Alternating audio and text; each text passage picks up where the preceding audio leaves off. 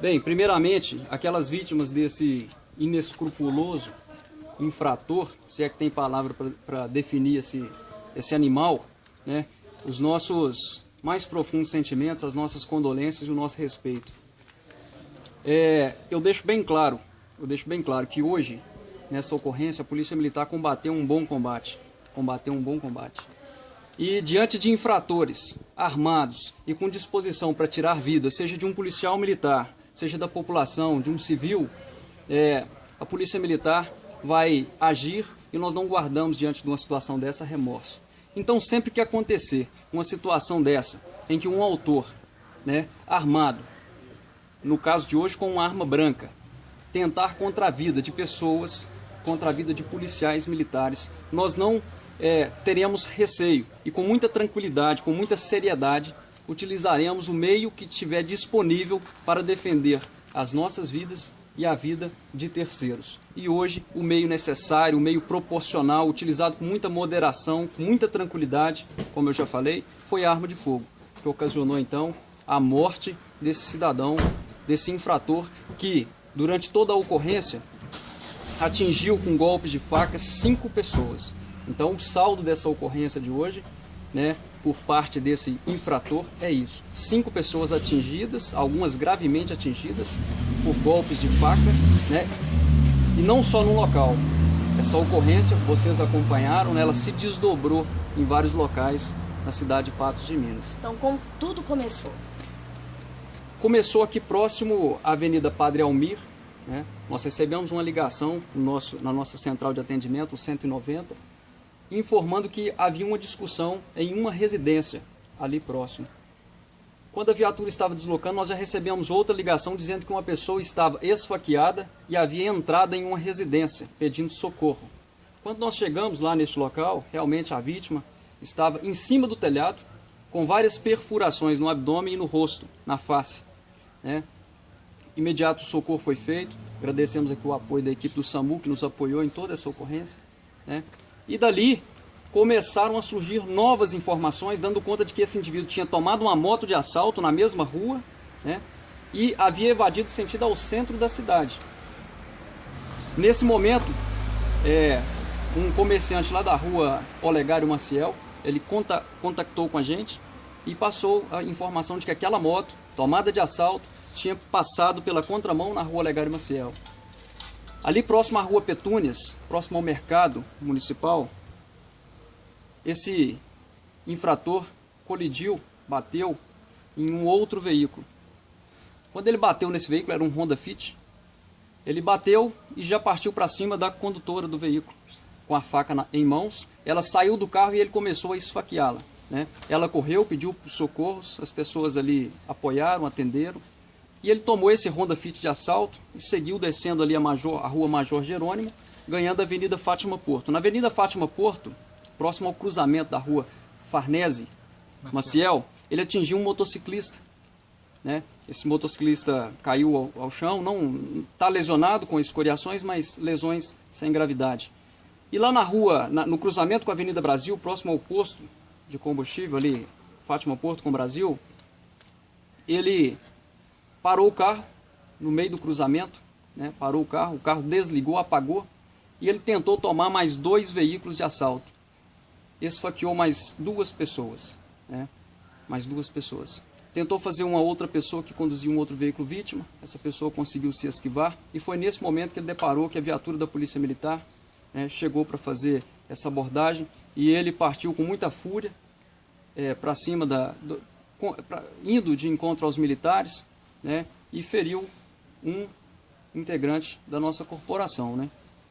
E nesse momento foi necessário um emprego de arma de fogo, como eu já falei, para defender a vida dos policiais e até de terceiros que ali se encontravam. Esse é o desfecho da ocorrência. Então, na verdade, ele foi atingido primeiro na perna, depois é que outras pessoas, depois que foram atingidos outros tiros, dados outros tiros? Ele foi atingido por um disparo na perna, um no ombro e um no tórax. A gente não sabe aqui ao certo, né? Só o perito vai definir isso, qual que foi o primeiro a alvejá-lo. Primeiramente, o policial efetuou um disparo. Ele continuou a agressão, continuou indo para cima da equipe, E aí, depois desse primeiro disparo, ele atingiu, né, a cabeça de um policial militar. Então, foi necessário efetuar novos disparos e cessar ali a injusta, iminente agressão. Ele foi identificado já, né? Ele foi identificado, nascido na cidade de Buritizeiro, Minas Gerais. Esse indivíduo possui 8 passagens pela polícia. Ele possui 8 envolvimentos na condição de autor, né, na condição de autor.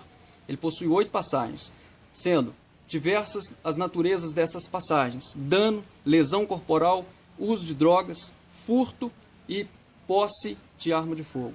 Agora, pode falar. Ele estava sob efeito de algum entorpecente? Porque uma loucura dessas é difícil deduzir. Nós não conseguimos identificar o que o motivou. Nós não conseguimos. Ele não tem parente na cidade, nós não conseguimos, né? Então, é precisar, até porque não tivemos a condição de questioná-lo, de perguntá-lo, né? Não teve, a ocorrência não permitiu. Então, mas a pessoa está totalmente transtornada, né? Totalmente transtornada. A gente acredita que sim, e a perícia técnica vai fazer os seus trabalhos e vai identificar isso e mostrar isso, né? Tem o motivo da primeira agressão? A vítima da primeira agressão nos relatou que havia acolhido em sua residência esse indivíduo. Ele é de Buritizeiro, ele estava na cidade há poucos dias e ia trabalhar com essa vítima, com a primeira vítima, né? E foi o motivo ali inicial entre os dois, parece ter sido um desentendimento. Mas a vítima já relatou que no início desse desentendimento ele estava muito eufórico. De fato, estava muito eufórico. Como ele tem passagem já por uso de drogas, uso de entorpecente, acreditamos que muito certamente talvez estivesse sob efeito de algum tipo de droga misturada com álcool.